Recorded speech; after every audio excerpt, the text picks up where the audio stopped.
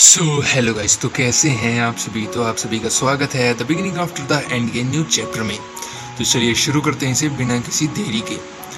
इस पार्ट की स्टार्टिंग वहीं से होती है जहां पर हमने लास्ट पार्ट को एंड किया था, जहां पर हमने देखा था कि टेरेसा को अपने ग्रैंडफादर से इस चीज़ की परमिशन मिल जाती है कि वो अब बैटलफील्ड के अंदर जाकर उनके साथ फाइट कर सकती है। लेकिन उसके ग्रैंडफादर कुछ बताते हैं कि इससे पहले तुम वहाँ पर जाओ, हमारी कुछ कंडीशंस हैं जिनके हिसाब से तुम्हें वहाँ पर जाना होगा और उनका पालन करना होगा।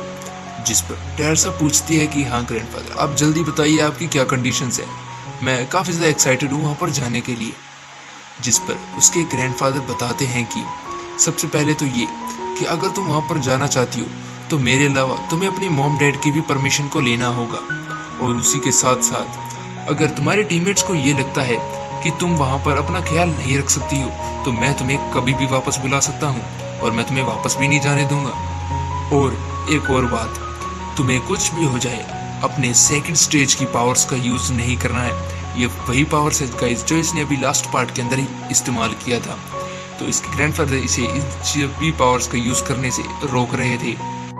फिर टेरेसा वहाँ से जाते हुए कहती है कि ओके ग्रैंडफादर, तो मैं यहाँ से चलती हूँ।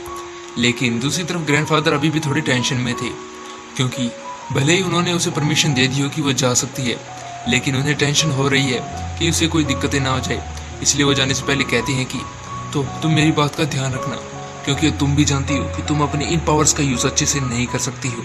इसलिए इन पावर्स का यूज़ सोच समझ कर करना।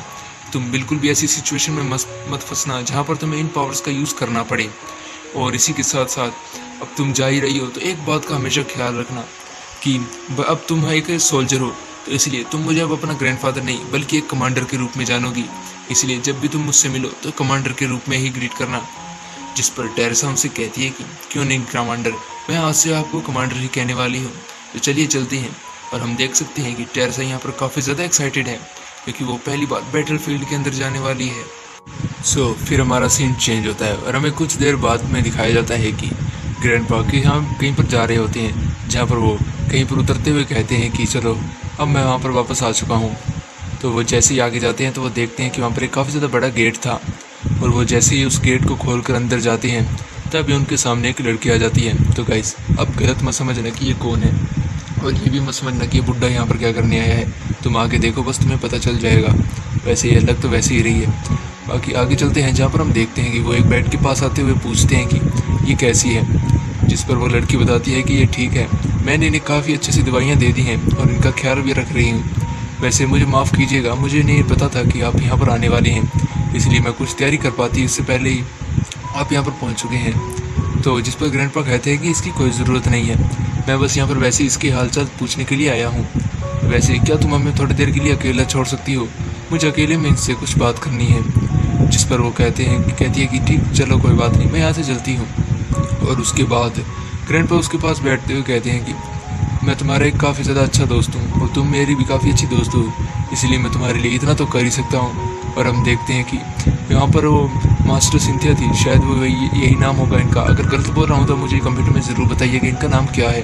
तो जो सिंथिया थी वो वहाँ पर लेटी हुई थी, जिसकी हालत काफ़ी ज़्यादा ख़राब लग रही थी, जैसे कि वो काफ़ी ज़्यादा बीमार है और उनकी बॉडी में ज़्यादा एनर्जी भी नहीं बची है। और उसके बाद ग्रैंडपा उससे बताते हैं कि वैसे क्या तुम जानती हो कि अलाक्रेंस की आर्मी ने अपने लिए जहाज़ों को बना लिया है, यानी कि शिप्स को बना लिया है, जिसके साथ अब वो हमारे पर हमला कभी भी कर सकते हैं। और उनकी इन लाखों की सेना के साथ शायद हम काफ़ी ज़्यादा देर तक टिक भी नहीं पाएंगे, इसलिए हमारी आखिरी होप अब पता नहीं अब क्या बची है। और उसके बाद वो कहते हैं कि क्या तुम्हें ये भी पता है कि उन्होंने एक जहाज़ को हमारे पास भेज भी दिया था, ये शायद हमें फ़ोन करने के लिए था, लेकिन मैं ये समझ नहीं पा रहा कि उन्होंने ये क्यों किया है। फिर उसके बाद वो याद करते हुए कहते हैं कि वो अभी क्या दिन था जिस दिन हम वहाँ पर देखने के लिए गए थे कि गिथोन किस तरह अपने जहाज़ के ऊपर काम कर रहा है। हम दोनों काफ़ी ज़्यादा शौक थे, क्योंकि हमने पहले ऐसी कोई चीज़ नहीं देखी थी, और काफ़ी ज़्यादा खुश भी थी कि हम ऐसी चीज़ को देखने वाले हैं। फिर उसके बाद ग्रैंडपा कहते हैं कि मुझे काफ़ी ज़्यादा अच्छा लगा तुम्हारे साथ रहकर। और वैसे क्या तुम ये जानती हो कि मैंने टेरेसा को ये परमिशन दे दी है कि वो अब आर्मी के साथ जाकर बैटलफील्ड में लड़ सकती है।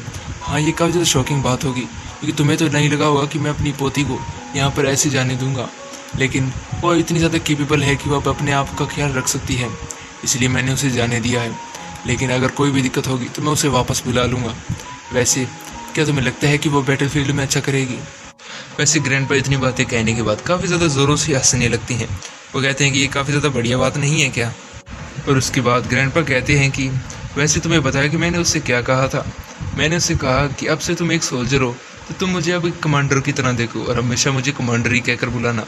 ये कितनी ज़्यादा बकवास बात है जो मैंने उससे कही थी। और उसके बाद वो ज़ोरों से हंसते हुए कहते हैं कि ये बकवास है बिल्कुल भी। और फिर वो थोड़ी देर बाद ऐसे ही मायूस हो जाते हैं और कहते हैं कि लेकिन फिर भी मुझे उसकी काफ़ी ज़्यादा चिंता रहती है।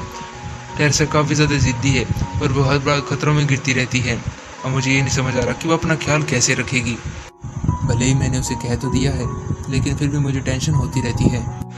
इसलिए मैं सोच रहा हूँ कि क्यों ना उसके पास कोई एक नज़र रखने वाला हो, लेकिन ये भी आसान नहीं होगा। ये काफ़ी ज़्यादा मुश्किल होने वाला है।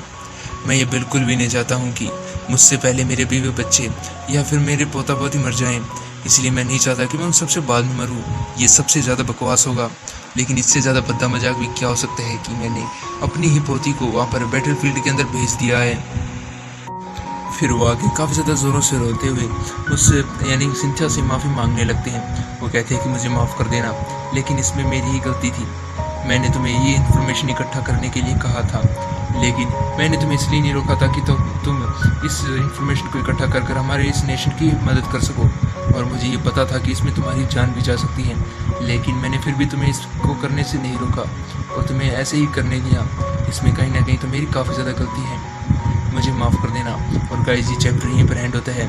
मिलते हैं नेक्स्ट चैप्टर में, तब तक के लिए बाय। और ये वीडियो थोड़ी सी लेट हो सकती है, वैसे मैं सिर्फ जितना जल्दी हो सके उतना जल्दी अपलोड करने की कोशिश करूँगा। वैसे यार अब मैं शाम को वॉलीबॉल भी खेलता हूँ, इसलिए मुझे टाइम नहीं मिलता है क्योंकि यार मैं बिल्कुल आलसी हो चुका हूँ। बाकी मिलते हैं बाद में। और आपको ये तो पता चल ही चुका होगा कि मैं डोंगो एक्सप्लेन करने वाला हूँ, तो उसका इंतज़ार ज़रूर कीजिएगा क्योंकि हर संडे उसकी वीडियो आएगी और एक ये लॉन्ग वीडियोस होगी जो कि मैंने 2 चैनल्स के ऊपर अपलोड करने वाला हूँ। एक मेरे मेन चैनल के ऊपर और दूसरा मेरे सेकंड चैनल के ऊपर। और गाइस मेरा एक तीसरा चैनल है जिसके ऊपर मैं गेमिंग की स्ट्रीमिंग्स करने वाला हूँ, यानी कि BGMI स्ट्रीमिंग्स। तो आप उसे सब्सक्राइब कर लीजिए। उसका चैनल आपको मेरे चैनल के ऊपर ही मिल जाएगा, जब आप उसे स्क्रॉल करेंगे तब। तो उसे सब्सक्राइब कर लीजिए ताकि उसके ऊपर 50 सब्सक्राइबर सोच के और फिर मैं उस पर लाइव स्ट्रीम करना चालू कर दूँगा। तब तक के लिए बाय और मिलेंगे बाद में। हाँ, उसका लिंक आपको डिस्क्रिप्शन में या फिर कमेंट सेक्शन में मिल जाएगा।